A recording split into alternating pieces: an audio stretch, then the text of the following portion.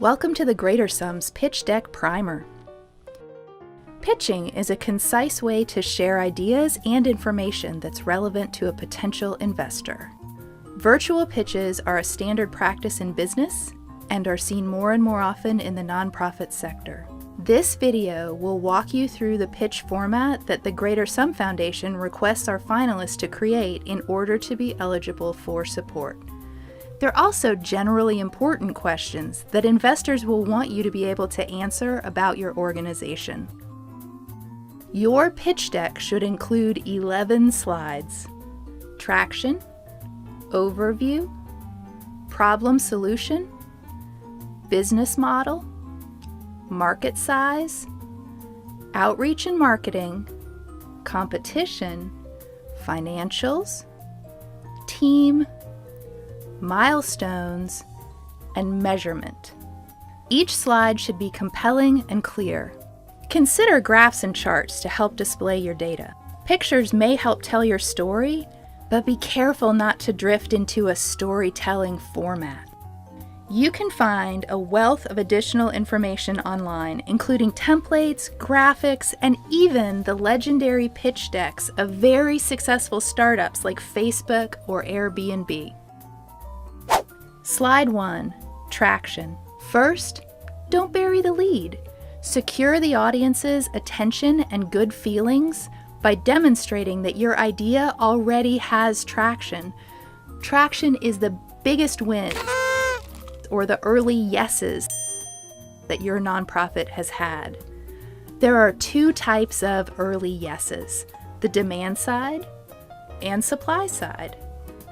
Examples of demand-side yeses might be the number of people who have signed up for your program, the aid you have provided, or measurements of your impact. Examples of supply-side yeses would be vendors who have signed on with you, in-kind services or facilities you've secured, or partnerships with other community organizations.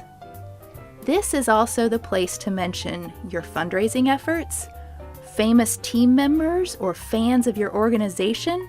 If you don't feel like you have much traction yet, talk here about the best thing your organization has going for you. Slide 2, Overview. The overview slide should describe what your company does. It will help viewers quickly understand your organization and give some context for the rest of your presentation. What do you provide? To whom? To do what? This should only take a minute to express, but you want to be as specific as possible. For example, if I tell you that the Greater Sum Foundation provides grants and volunteers to nonprofits to help them achieve their mission, you get a bit of an idea of what we do. If I tell you that the Greater Sum Foundation provides grants in the range of $10,000 to $25,000, as well as the services of volunteer subject matter experts to early-stage nonprofits to support innovation in the nonprofit sector, that's more robust, and it doesn't take much more time. Slide 3, Problem Solution. Your problem solution slide should explain the problem you're trying to solve. When designing this slide, assume that reviewers are not experts in your field. Tell us about the problem your organization was created to address. What are the root causes of the problem? How many people are affected? What's the impact? Now your solution. How do you plan to solve the problem? Why hasn't someone else solved it already? What's the most difficult part of what you're trying to do? Slide 4, Business Model. Now that reviewers understand the problem, your business model slide should have more nuts and bolts type information. State how much it costs per unit to implement your solution, whether people pay for your services, and if they do pay, describe your revenue model. Describe the impact to recipients of your program, how you fund your work, and whether your venture will become sustainable through revenue or always rely on fundraising. Slide 5, Market Size. In your market size slide, state who experiences the problem you are describing.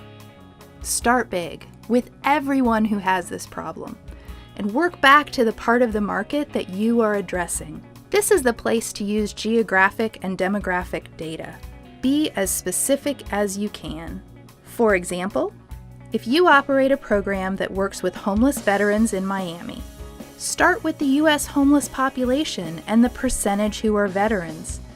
Work down to the number of chronically homeless veterans in Florida. Explain your decision to work in Miami, the number of homeless veterans you currently serve, and your capacity to expand.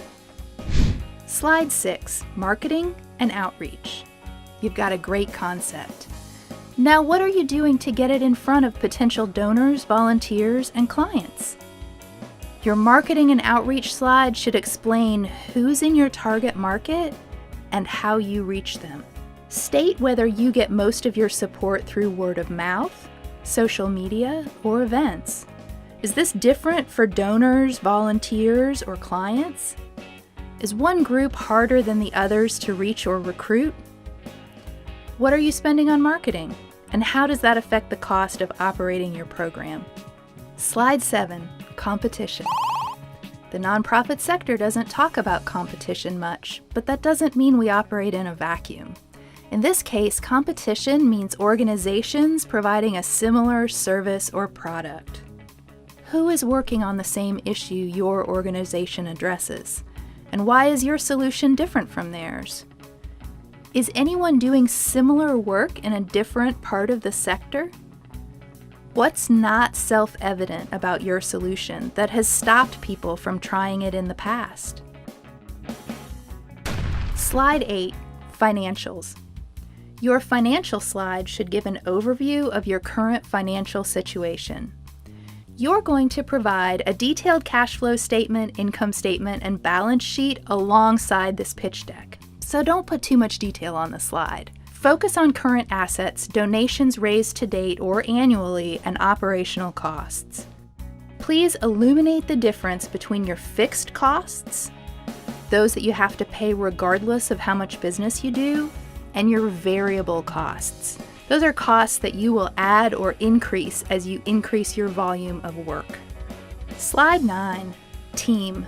Your team slide should convey who the key people are in the organization of your nonprofit. What are their backgrounds, and why is that relevant to your venture? Why you? Why are you the best leader and spokesperson for this team? Who's on your board of directors? Are there additional experts serving in an advisory capacity? Do you have significant donors already on board? Slide 10, milestones. Milestones are the measurable steps you're going to take to achieve your goals. Incorporate information about sources of funds and how you're going to use those funds. Milestones are typically displayed as a timeline. What will be the first thing you do once you get funding? What are your next major steps? Slide 11, measurement. Your final slide shows how you plan to measure results. How will you measure your impact and perceive success or failure? You might measure impact in terms of how many lives your program affected, how many people received your services, or how your clients are faring after your intervention. You might measure impact in terms of how many lives your program affected, how many people received services, or how clients are faring after your intervention. You may also add in a financial measurement of success or failure. The more detail you include here, the better a potential funder will understand the impact you're trying to make and whether investing in your venture is a wise investment. We hope that the pitch deck you develop ends up being a useful product that helps you raise funds and support for your nonprofit. We look forward to seeing it.